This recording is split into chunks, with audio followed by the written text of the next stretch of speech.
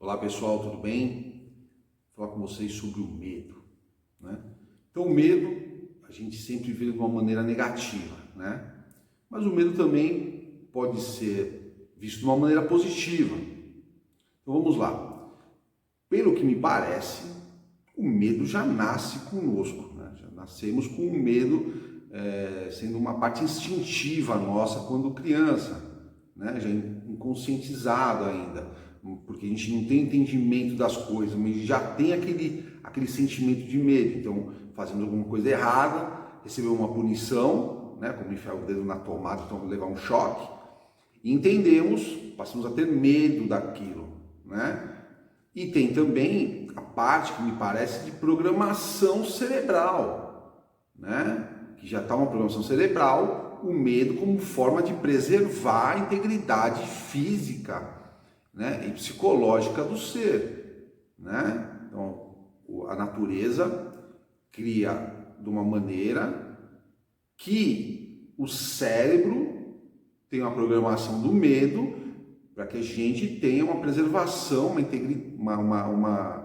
um corpo protegido, né? Para que a gente tenha a nossa integridade física e psicológica protegidas, ok? Então,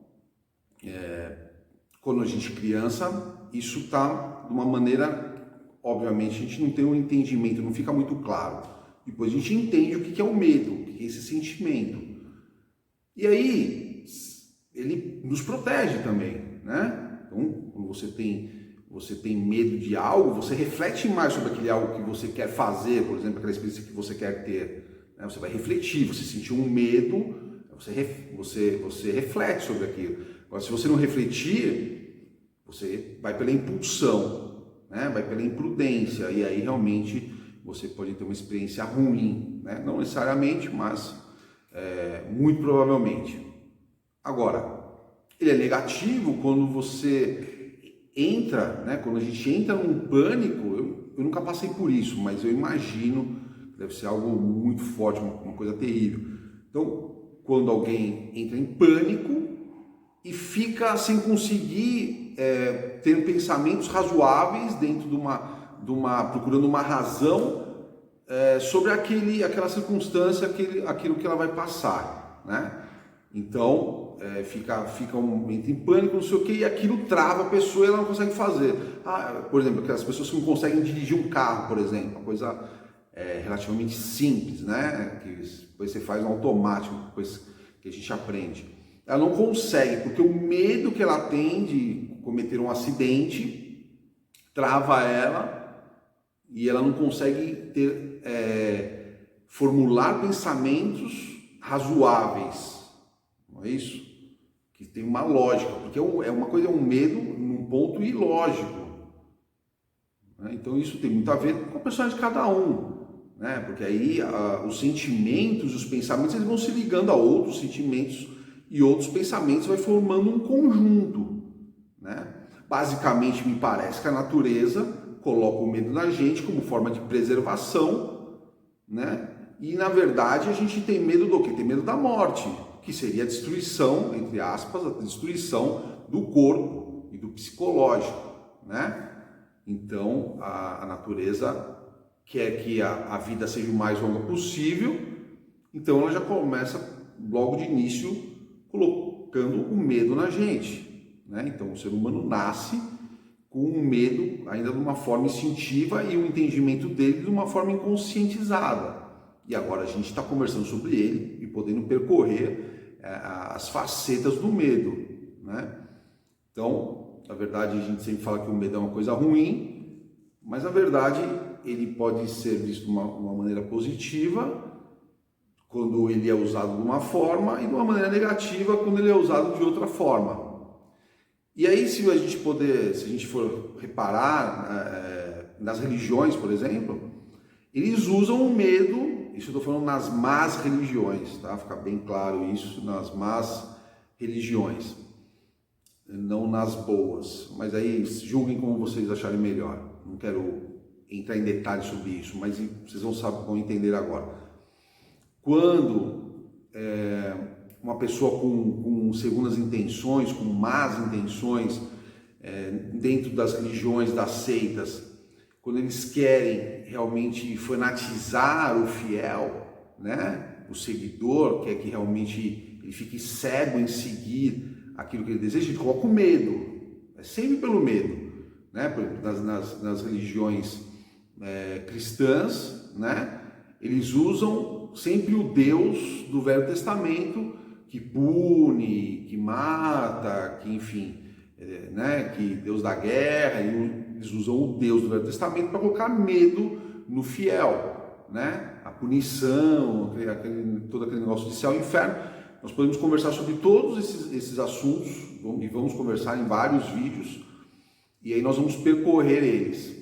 Mas fica bem claro que existe algum erro em alguns livros da Bíblia, né? Porque se a gente pegar o Deus do Novo Testamento, é um Deus diferente do Velho, né? Não que o Novo Testamento ele desminta o Velho Testamento, ou quem acredita mais no Velho Testamento diga que desmente o Novo. Não é isso, a gente está generalizando, nós estamos pegando uma coisa pontual. Mas nós vamos conversar sobre esses assuntos em outros vídeos, e aí as coisas vão ficar bem claras, né? Mas de qualquer forma, o que eu estou querendo dizer é isso. As pessoas vão tentar usar o medo para dominar as outras. Basicamente é isso, né? Quando a gente vai assistir, por exemplo, uma luta, né? Uma luta seja de boxe, de artes marciais, o que acontece? Muitos lutadores já querem atingir o outro pelo psicológico. Antes da luta, né? Provoca, faz cara feia, faz promessas que vai fazer isso, vai fazer aquilo, vai acabar com o outro, vai mexendo com o medo do outro, quer derrubar a parte psicológica do outro, né? A segurança do outro. Então veja como as pessoas usam o medo positivamente ou negativamente consigo mesmo e com os outros, né? Ou então usa do pai, os pais, por exemplo, usam com o filho, né? O filho vai fazer tal coisa, os pais já verificaram, já tem uma experiência de vida que já sabe que não vai dar certo, e aí fala, filho, pensa bem, começa a colocar o medo. Aí quando ele sente aquele medo, ele vai refletir, ou não, né? Mas vai pensar, vai pelo menos talvez pensar, se não for uma pessoa ansiosa, uma pessoa realmente muito imprudente, vai pensar, né? Lembrando que prudência é uma coisa relativa também, mas vai pensar, pelo menos aqui na Terra, né, uma coisa relativa para nós seres humanos comuns, e vai pensar sobre aquilo, e talvez ele mude de ideia, né? Ou talvez também, não necessariamente os pais vão estar sempre certos, pode ser também que estejam errados, outros pais, outras pessoas, e ele acredite realmente naquilo, ele reflita sobre aquilo e fala, não, tenho certeza sobre isso, passe pela experiência e tenha uma experiência positiva, né? E muitas vezes também numa experiência negativa você também tira um resultado positivo. Isso é o mais importante. Nós teremos pela vida experiências positivas, que nós vamos classificar como positivas e negativas, mas nós podemos tirar sempre resultados positivos. Não que o resultado final da experiência em si seja positivo, mas o seu resultado interior em relação àquilo é positivo. E isso faz toda a diferença. Eu quero falar para vocês assim, quero terminar esse vídeo falando só para vocês não serem escravos do medo. Não é para ser imprudente, falar, não tenho medo de nada e sair fazendo loucuras. Mas também não seja escravo do medo. Porque vai ter momentos da vida que vocês vão ter medo de fazer algo, vão ter medo de uma determinada situação, experiência, e vão precisar criar coragem para enfrentar aquilo e fazer acontecer, e passar pela experiência, e fazer aquilo que vocês desejam. Não deixem que o medo seja uma barreira entre você e o seu objetivo, ou entre você e os seus objetivos. Aquilo que você deseja, aquilo que você tem ambição, né? Aquilo que você quer, principalmente, obviamente, é o que eu estou levando em consideração que o que você deseja, os seus objetivos, sejam coisas realmente positivas, benéficas para você, para a sociedade, enfim, que sejam coisas altruístas, né? Estou considerando isso. Não que essa forma de pensar, essa razão não seja também para coisas negativas, mas eu espero que eu esteja, que vocês estão assistindo esse vídeo realmente tenham uma intenção positiva, altruísta, de fazer uma coisa boa, saudável para você mesmo e para os outros. Tá bom? É sobre isso que eu tinha para falar nesse vídeo. Muito obrigado mais uma vez. Às vezes eu esqueço de pedir, mas é muito importante que aqui no YouTube vocês deem like no vídeo, vocês compartilhem esse vídeo. Se tiverem dúvidas, quiserem elogiar, criticar, perguntar alguma coisa, oferecer temas, coloquem abaixo do vídeo, no campo de perguntas.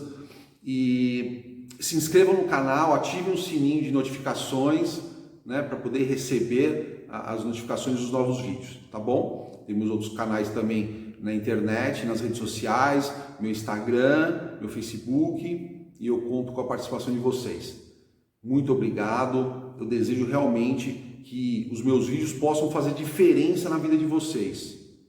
Esse é o objetivo, uma diferença positiva, algo que realmente leve para vocês para frente e para cima, porque a vida é para frente e para cima, para o alto. É isso que eu desejo para vocês.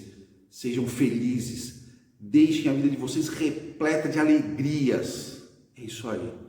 Sejam felizes. Muito obrigado.